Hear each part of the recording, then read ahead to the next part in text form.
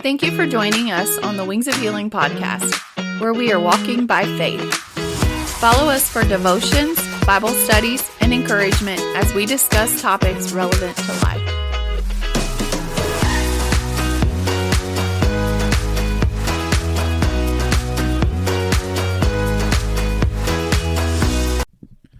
Hello, everybody. This is Pastor Chuck Holsinger, and you are listening to the Wings of Healing podcast, where we are walking by faith. Today, I want to talk about the aspects of a caring church. What does a caring church look like? What are some of the things that we can do as believers to make sure that our church is performing its duties and responsibilities that God has purposed within us? So join us here as we go to the word of the Lord in 2 Corinthians chapter number 9.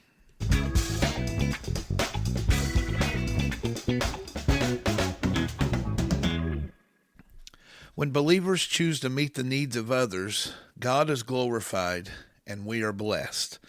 In 2 Corinthians chapter 9, verses 10 through 12, we're talking about a caring church. What does it look like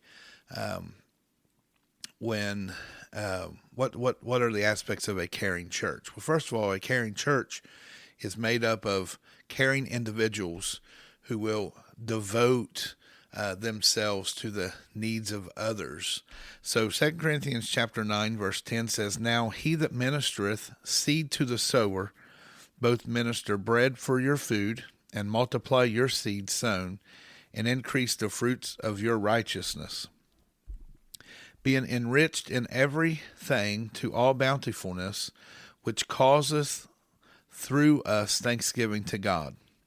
For the administration of this service not only supplieth the want of the saints, but is abundant also by many thanksgivings unto God."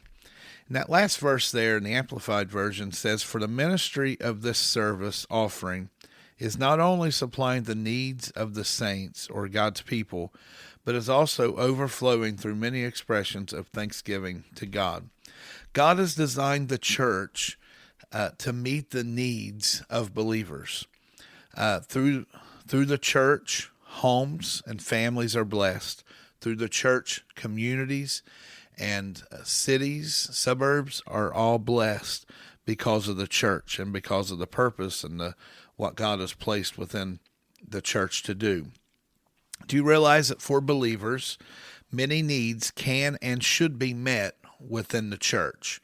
We won't get into it all today, but the church, also known as in the Hebrew as the ecclesia, and it is simply a body of believers that come together for the purpose of the Lord. And so God has placed within the church, God has placed within the believers this purpose and this desire, should be a desire to help one another, to benefit one another, to uplift one another. That's why I say it's really important to lift up one another, to pray for one another, to encourage one another. All those things are so important within the body of believers. And we've been given such a unique, platform today that we can be connected to so many different people from all over the place, and have connections really all over the world. But there's something about that connection within the body of believers. And so that we need to understand that many of the needs of believers should and have been designed to be met within the church. To make this possible, however, Christians must give of themselves on behalf of others. And this is where we need to kind of look inwardly. When we look at the church, we look at the whole of the church. It's kind of looking outward. We're a body of believers, and but also we need to look inwardly, because the church will will not be able to do what it's supposed to do if believers, if individuals aren't stepping up and doing what it is that God has called them to do. I always say that, the preacher is important. The person delivering the message is important. But that person isn't the only one that's important. There's musicians, there's singers, there's encouragers, there's door greeters, there's servers, there's people who've cleaned the church, people who maintained the church, people who's changed the furnace filters, people who's given and tithed and given in offerings, and people who control cameras and sound and all that stuff, all are important to the work of God that goes on week after week, service after service. And I've learned something, that if a person doesn't see what they're doing is important, they won't do it well, or they won't do it very long. And so, I always try to tell, our Sunday school teachers, our group leaders, youth leaders, door greeters, everybody, what you're doing is important. And they have to see the importance in that as well.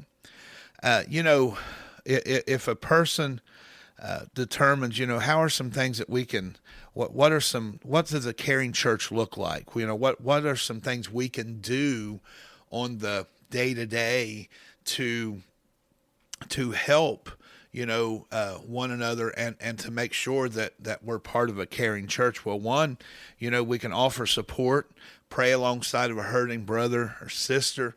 If someone's at an altar, or someone's, putting a prayer request on, the social media prayer page, whatever it is on the website, whatever, we can genuinely pray for that. We can pray for them. We can uplift them. We can encourage them. We can make ourselves available to, answer questions. If somebody's struggling in their faith, or somebody's, got questions, maybe they're a new believer, a new convert, or, for that matter, maybe they've been around a while, but they still have questions. Maybe we can help and explain the scriptures to them, or about the sermon, of that week. That's why, we try to do these extra things, the podcast, the teachings, all these things, because it just helps us understand the word of the Lord, and it provides connection and relationship with others that maybe, can't be there every Sunday, or maybe, need that through the week. I don't know about you, but, going to church once or twice a week, I need that connection, all week long, and I need to hear that word. And so there's a lot of things we can do. Pray for one another, encourage one another, get together, have Bible study, have coffee, have Bible study, just talk about the scriptures. There's countless ways to serve, driving somebody to an appointment, who maybe, don't have a car, unable to drive, teaching a Sunday school class, teaching a youth class, delivering a meal, spending time with somebody, going to the hospital, visiting somebody, sharing a podcast episode with somebody, or sharing a service, where somebody preached something that could uplift somebody in our life. Maybe someone that don't even, know the Lord, or go to church, but, we can share those things. We've been given so many opportunities now with technology. I think the church needs to embrace a lot of these things and use a lot of these things, because, we need to share the gospel. We need to uplift one another. I'm talking about a caring church today. When believers look beyond themselves to see the needs of others, maybe that's giving to somebody, helping somebody, buying somebody, a lunch, before you become overwhelmed by, what a variety of needs there are. I don't know about you. Sometimes we can think, man, there's just so many needs. What can I do? There's so many things, so many needs, so many wants. What can I do? Remember that loving one another is a body-wide effort. One person cannot offer help for all situations. I can't help everybody. You can't help everybody, but you can help those that God has placed in your life to help. You can encourage those that have God has placed in your life to be an encouragement to. So we need to commit to serving, even just a few folks in our life, serving just a few people, in our life. And when that is taking place, you know what happens? Something very beautiful takes place, and then all the needs of the body begin to be met. I say something a lot of times after we'll take prayer requests or something like that at church, and I don't know about you, that if you've ever been in a prayer request service where, we don't do it all the time anymore because we got so many other ways to put prayer requests out there. But, in the old days, we would go through every service. We would ask, do you have a prayer request? And people would give their spoken prayer requests. And sometimes it'd take 10, 15 minutes to get through everybody. And by the time we got done to the end of it, I thought, man, I can't remember, what everybody said. But, I used to always say something. I said, if you'll pray for who God puts on your mind, if you'll pray for, the requests that you can remember, and I pray for the requests that I can remember, and our neighbor prays for the requests that they can remember, I guarantee everybody would be prayed for multiple times. So we need to commit to serving just a few folks whom God brings into our influence, our sphere of influence. And Sister Olsinger quoted something this past week when she was teaching at our Daughters of Zion service, and it's something she read and said that, there's people that are attached to your obedience. There's people, if you're a parent, you've got children that are attached to your obedience. If you're married, you got a spouse that's attached to your obedience. We've got parents and loved ones and coworkers and nieces and nephews and aunts and uncles and cousins and friends and enemies. A lot of people that are attached to our obedience. And so it's very important that we begin to allow ourselves to be used of God, to provide care and love and kindness for those that are in our sphere of influence. To put others before yourself is to practice authentic Christianity. I remember when Jesus told the disciples, he said, "By this shall all men know that you are my disciples, that you have love one to another." It wasn't how they were going to look. It wasn't how they were going to, how much money they're going to make, what kind of job they're going to have. It wasn't nothing like that. It wasn't what kind of ministry they were going to have that people would know that they're a disciple. It wasn't none of that. He said that if you have love one to another, and we forget so much sometimes by not doing the simple things, the small things that have the greater impact on so many lives. I would say that each and every one of us can look back over our lives, and some of the greatest blessings that we've received was probably some of the smaller things that people just took time out of their day to be there, took time out of their day to spend time with you, or to come and help, or to come and just be there for it. Maybe it wasn't nothing great big. It was just somebody who took time to be there. I think time is one of the most precious things we can give to one another is time. Money's easy to give. We can typically, go out and we can make money. We can do those kinds of things. We can go buy gifts, and there ain't nothing wrong with that. And sometimes, that's what's needed. Sure.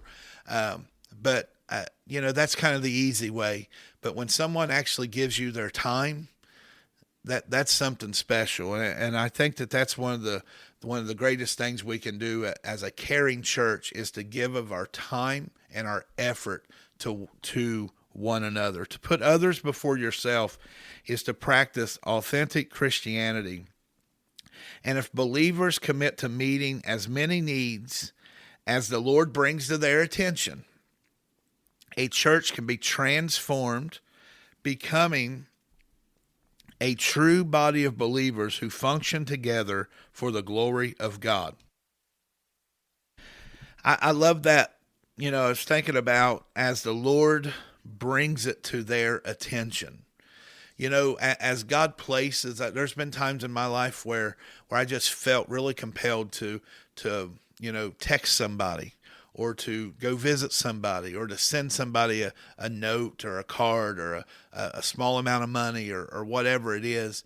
And some of those littlest things that we do, I know in my experiences, have brought about the biggest the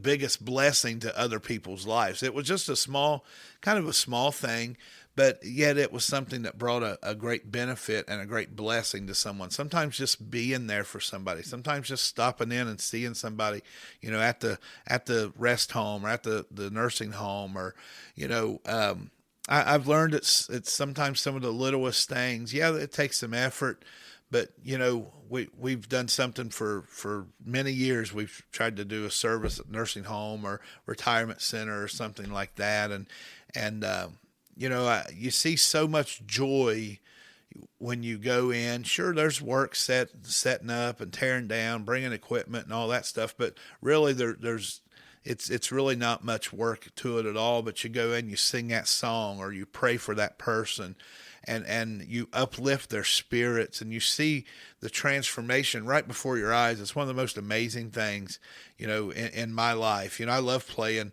the piano in church, but there's something about when you can go to a place, at a park, or at a retirement center, or a nursing home, or a hospital. I've sung in hospital rooms where people were about to breathe their last breath, and being in that room surrounded by their family and singing, Amazing Grace, or In the Sweet By and By. It's just something there's just something authentic about that moment. There's no choir.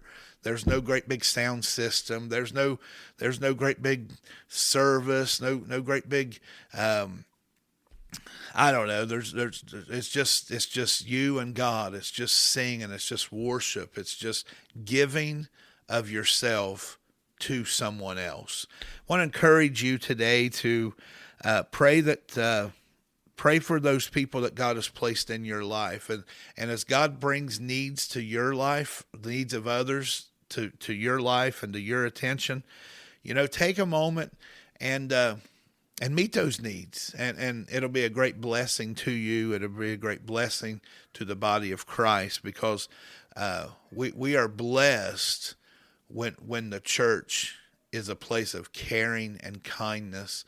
The church is blessed, the world is blessed, and God is glorified when the church is a place of blessing to the people in it, within themselves, and helping each other and uplifting one another. So I want to encourage you today to become a true body of believers who function together for the glory of God. Thank you for joining me today on the Wings of Healing podcast. This is Pastor Chuck Holsinger, and we will see you next time here at the Wings of Healing podcast. We are glad you were able to join us today. Wings of Healing Worship Center is located in West Portsmouth, near the beautiful Shawnee State Forest. We would love to have you join us for a service or a special event. Our services are streamed live on YouTube and Facebook, and more information can be found on our website. Thanks again for joining us, and we hope that you have a wonderful day.